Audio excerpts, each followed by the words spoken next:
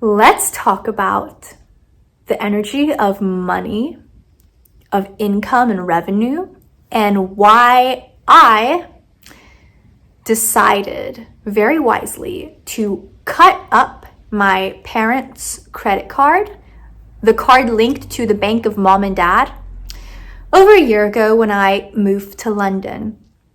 So this is pretty much like an anniversary video of that event. So when I became psychic, when I had my awakening this year, I realized that every human being, we have energy channels that direct energy towards us and channel it away from us. Every single human being, every organization, entity has money channels and other different types of energy channels. And one of the worst things that can happen is when you have safety nets or when you're too attached to certain ones of these channels, and that could actually hold you back. Whether it's staying at a job you hate or depending on someone else for your income, whether it's a family member or boss or whatever, I decided to finally cut up that financial link to my parents because I realized on an energetic level it was polluting me. It was holding me back. Now you're thinking, Lynn, why would you cut off a source of money when you want more money? That doesn't make logical sense. Listen, so much of life, you need to see through the superficial level of how things work to really get down and understand how things play out long term. Okay? I got a lot of hate comments from my video about how the first generation immigrant parents' mindset can really fuck up their children because of this scarcity that they experienced initially. It can drive a lot of guilt, fear, and shame into their children from their attitudes about money and how the world works. For example, limiting beliefs like it is scarce, or money should only be used for the bare minimum necessities, or you have to work really hard to get it. Listen, a lot of these beliefs, they're used against you to extract some extra for someone else, whether it's an employer, organization, or just basically to hold you limited and to not let you know your own power. Which, sure, those negative beliefs, they came up from like very real circumstances of needing to survive, but past a certain point, it's self-sabotage. Also, another thing I realized as a psychic, as an intuitive energy reader, one thing I realized is that the biggest states of being that hold people back from up-leveling in their lives, these are negative emotions that are literally like energetic entities that can feed off of you like parasites. These are guilt, fear, shame, a lack of deservingness. And so many of these entities, these negative belief, thought patterns, energy patterns, latch onto people on the subject of like money or relationships or all of that because there's so much trauma attached, right? So another thing I realized was I want every one of you watching to erase any belief, any idea of embarrassment, guilt, shame, or smallness surrounding any special advantage you have in your life. Because honey, whether you're talented, gifted, have some sort of privileged background, listen, we're all starting off as human beings from different places on the chessboard, on the game, whatever, right? But in the way the world is currently, the amount of negativity, the amount of challenges we face, no matter what social class or background you're from, you need to take every advantage you can get, okay? And embrace that. Because if you're going to spend your life being embarrassed, being shy, and being ashamed of what you do have, the little that you do have, where are you going to go? There's no going up anywhere. You're just going to like spend your life hiding yourself. And that's not the way to grow, to really get to what you deeply want, but maybe too embarrassed to fully admit or to fully go after. So you're scared and holding back, right? So what I realized was I got a lot of hate comments from my previous video about how the immigrant lack mentality transfers from parents to children and how that can like mess you up and how to decondition that from your subconscious and conscious beliefs. I got a lot of comments along the lines of, easy for you to say, your parents sacrificed their life so you could have an easy time yapping about them on YouTube. People who are going to send you hate comments, understand that that's coming from a place of their limited understanding and perception of what they know about you. Every time you see a beautiful so-called happy couple on Instagram, every time you see a guy flexing his car or whatever, some celebrity who seems to have it all, what do you actually know about their lives? What do you actually know about the traumas, the negativities, the crap that goes on that the press will not share and you will never see? Let me ask, this question is for all the people who left hate comments on that video along the lines of, oh, you must be rich, you're so lucky, whatever. First of all, I'm going to insert a picture of the first building I ever lived in so you can get an idea of how rich I was. Secondly, how much does it cost to get kicked and hit as a 5-year-old every time your dad was worried about money or stressed because he was overworked? How much does it cost to live through years of bulimia and anorexia because you felt ugly because one of your parents said you have an ugly Chinese pig face? How much does that cost? So when I ask you this, I want you to put into perspective a little bit about what you perceive as privilege. Every human being has suffering. The way we choose to deal with that and use that to up-level is in our own power. So whenever you're complaining, picking other people apart, you're actually sabotaging yourself, because all the possibilities of how you could transmute your pain into power become invisible to you. So when you're talking shit about me, about how, oh, you're so privileged, you're so ungrateful, you're actually projecting a very limited view of the world and telling on yourself. You are telling on yourself through your hate comments and criticisms of other people. And the very idea of criticizing others is absurd when at the very end of the day, you have no idea about the details of their life. Okay? So now that's been said, I realized that I had a lot of fear, trauma, and instability around this topic of being a young creative person. I had a lot of shame and guilt about coming from like a middle class family, where I saw in a movie recently how about Lee Miller, there was this scene of these artists in the south of France laughing, talking on a picnic, and the guy who comes up to her, who's going to be her lover, he says, oh, I can see right through you. You're middle class, you're too poor for the rich and too rich for the poor. I spent a lot of my life only focusing on the negative. So thinking I'm too poor to be accepted by the rich and I'm too rich to be accepted by the poor. I went to a boarding school in New England where my parents warned me before going that you can't really make enemies with any of your classmates because who knows what their parents could do. Like, that's what my parents told me before I went there. Secondly, so that was that kind of environment. And then I went to the most prestigious art school in France, in Paris, where a lot of these French art students, they have no money. Like, they get by, sure, they're not going to starve, but like the difference is like night and day. And I felt like I was straddling these two opposite worlds at opposite spectrums. And I felt like so much shame in both. And I felt embarrassed because I was following this career path that a lot of people seem as impractical and useless. Let me tell you something.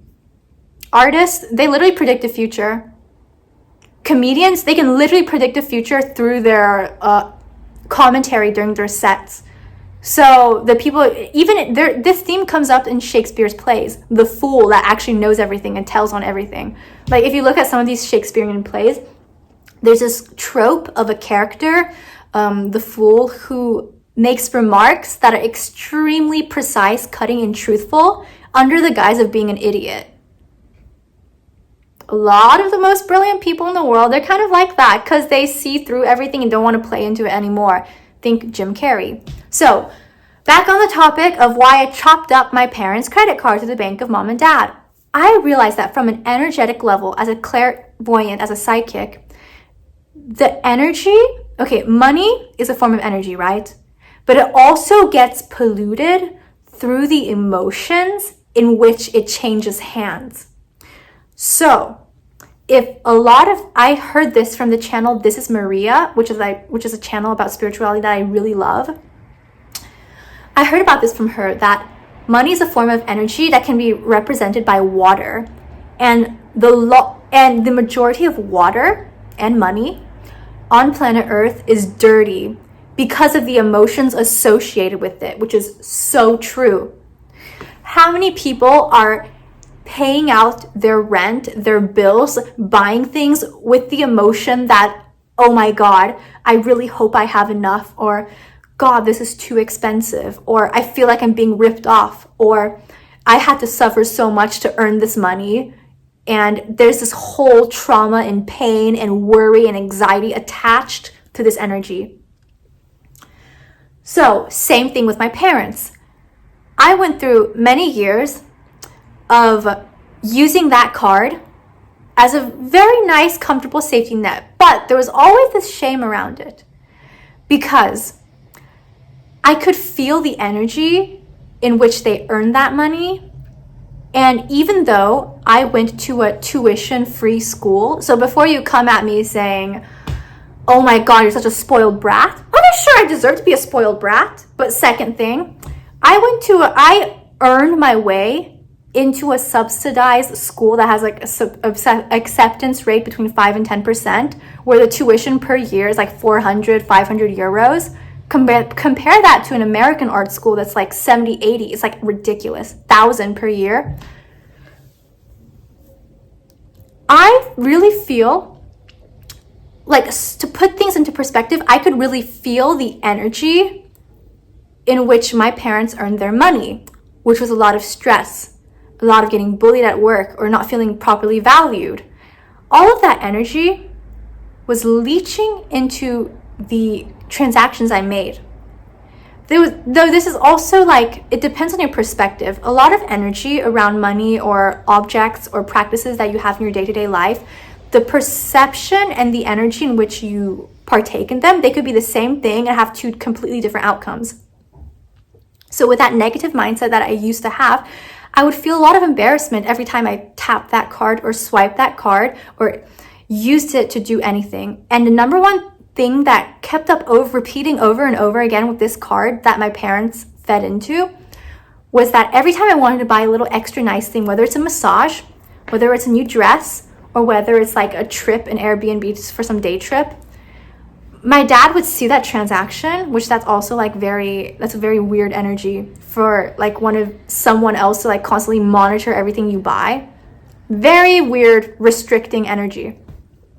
My dad would call me up after these transactions and be like, only spend money on your bare essentials and necessities. That's what money is for. So every time I was using that card, it was reinforcing from a subconscious and conscious level that money is only meant for you to survive.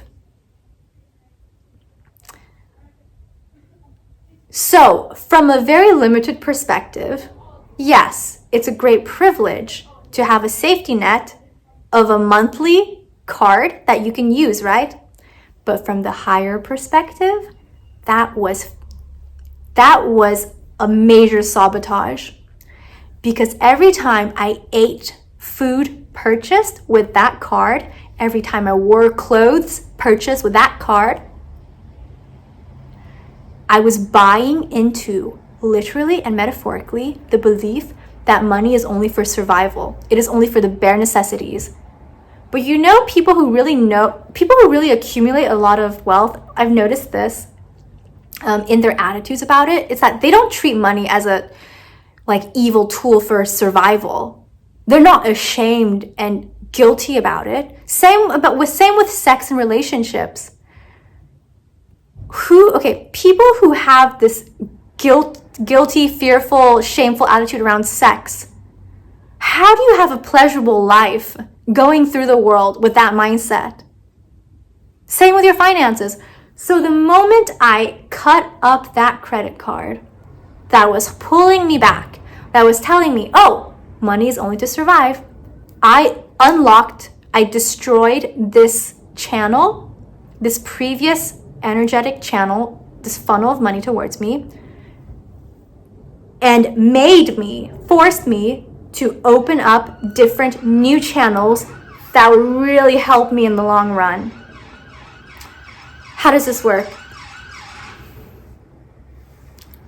See, what I'm saying is important. There's an alarm going off. So you need to, it's kind of like a video game, because life literally is a video game. You have different blocks that if they're blocked, you need to like move that away, and then things will go like crashing. It's kind of scary, right? But when things are crashing and changing, know that change is not inherently bad. It's a requirement of life, actually, but humans are so fearful of change. And if you really want to up-level, it's important to like really embrace any changes that happen in your life. So when it came to cutting up my parents' credit card, it was a ceremony. I literally did this after a bath in my bathrobe on the couch of my old apartment in Paris. I sat myself down on a couch. I took out this blue card. I took out my scissors, and I was crying because it was such a big emotional release. From the 3D perspective, I was cutting apart this little plastic square that was attaching me to my parents and their negative attitude about money. But from the higher level, you know what I was doing? I was destroying, with every piece of that card that I cut off, I was releasing the bonds of guilt, fear, and shame around money. I was also voting every time I cut that plastic card. I felt myself become more and more free. And one thing was, all of that, cutting off that one channel, opened up so many other channels for me. It made me realize that in order to receive financially, I needed to give out in a way that suits me, something of value to the world. You don't really get something for nothing, right? That's common sense. I needed to be of service to the world, whether it's in the art I make, in the content I share, in the service I provide, helping people in their lives. It's when you don't go around like creating these new financial channels, desperately seeking some sort of revenue.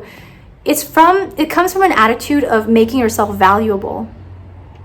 Whether it's making yourself hard to replace, irreplaceable, unique, and quite important and valuable to the people who interact with you. The way you do one thing is the way you do everything, right? Yeah.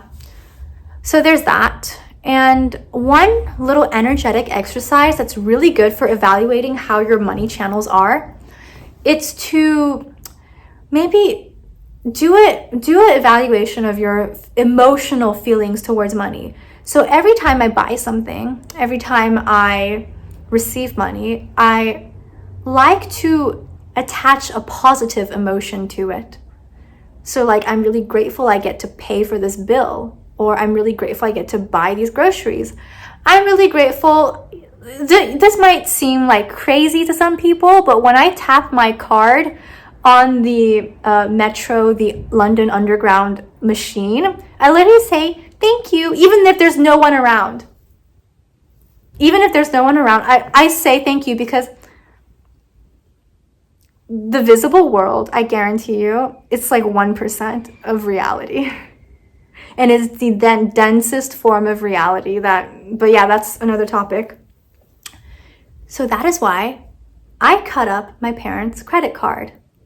And I got new cards linked to my own money that I have my own codes to, that no one gets to see the balances and in and outs of besides me and, I don't know, my banker. And that has changed everything for the better. And you can apply this principle to other aspects of your life besides money.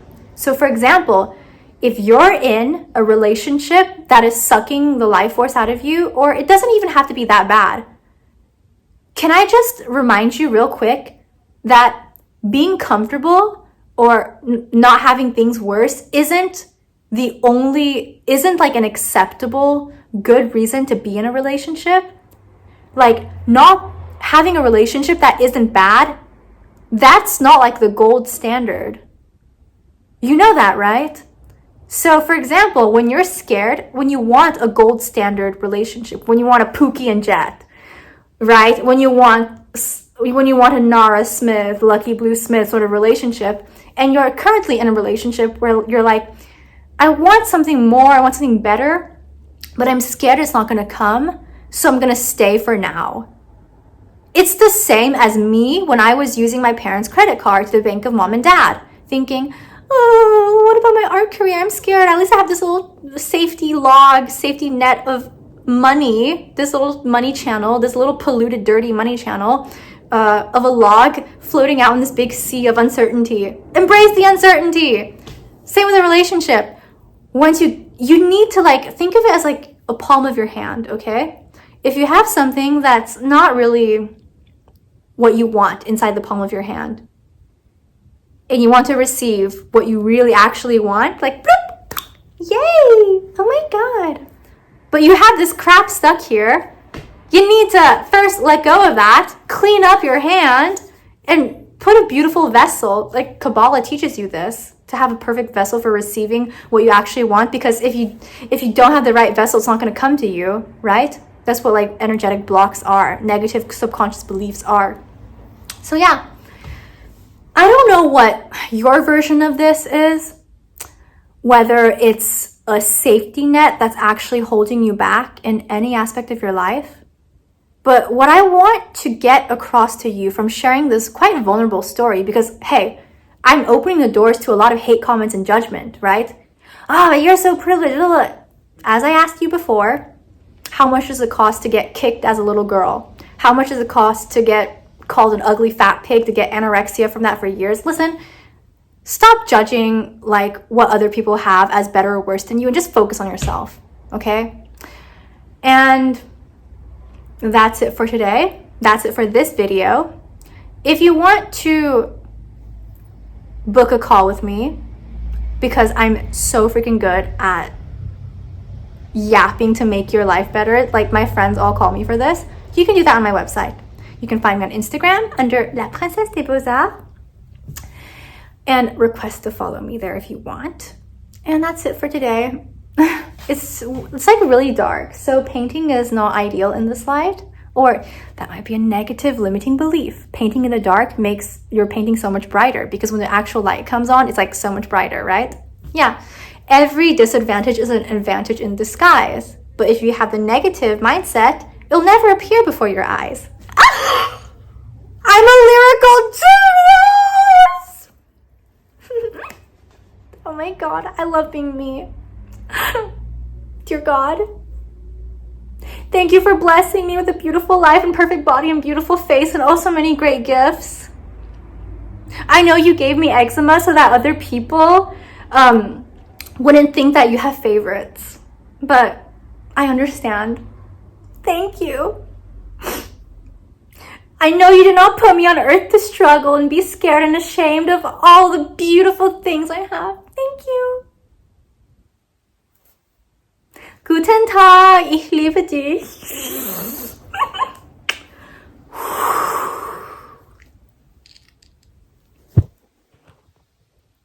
I am so Jim Carrey coded.